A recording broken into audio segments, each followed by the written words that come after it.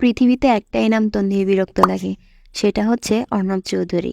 নামটা শুনলেই তন্বীর হাসি মুখখানা চুপসে যায়, মুখ দুপ দুপ করতে থাকে, পানি খেতে ইচ্ছে করে আর দৌড়ে পালাতে ইচ্ছে করে। কেন? কারণ মানুষটা আজাইরা, সব সময় সবাইকে ঝাড়তে থাকে কোনো কারণ ছাড়া। তন্বী অবশ্য মানুষের সামনে কখনো যায় না, ভুল করে দুবার পড়ে গিয়েছিল এবং দুটো ধমক খেয়েছে। সেই থেকে মানুষটাকে বিরক্তির কাতারে ফেলে রেখেছে। অসহ্য, বাদর, পচা, পেঁচামুখী বিভিন্ন নামও দিয়েছে লোকটা। কেন ধমকেছিল? একদমই কারণ ছাড়া। একবার তন্নি লোকটার উপর গরম চায়ের কাপ ফেলে দিয়েছিল, একবার উষ্টা খেয়ে লোকটার উপরে গিয়ে পড়েছিল, ব্যাস তাতেই ধমক। ঘরভর্তি মানুষের সামনে ধমকেছিল। তন্নি সেই অপমান ভুলেনি।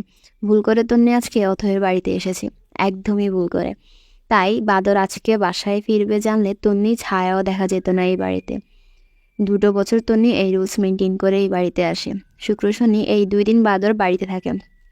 আজকে অথয়েরই দোষ।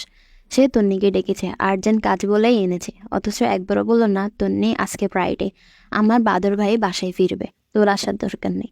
আর এখন এই মুহূর্তে তন্নিকে দায়িত্ব দেওয়া হয়েছে অর্ণবের বিছানা ঠিক করার জন্য। দায়িত্বটা অবশ্য ছিল অথয়ের। আশা বেগম অথয়কে কাজটা করতে বলেছিল, কিন্তু বেয়াদব অথয় তন্নিকে পাঠিয়েছে। অথয় বরাবরই কাজচোর, আর তন্নি তাকে ভীষণ ভালোবাসে। তন্নি তো আর বলতে পারে না, তোর ভাইকে আমার বিরক্ত লাগে, তার বিছানা আমি গোছাতে পারবো না বললে অথয় চুল ছিঁড়ে নিবে তন্নির। ভাইয়ের ব্যাপারে খুব পসেসিভ অথয়। মুখে মুখে বলে, তন্নি আমি তোমাকে সব থেকে বেশি ভালোবাসি, অথচ মনে মনে ভাইকেই বেশি ভালোবাসে। এটা নিয়ে অবশ্য তন্নির মন খারাপ হয় না, কারণ সেও তো তার ভাইকে ভালোবাসে। অগত্যা তন্নি গুটি গুটি পায়ে চলে গিয়েছিল অর্ণবের রুমে। এই বিশাল বাড়ি, এই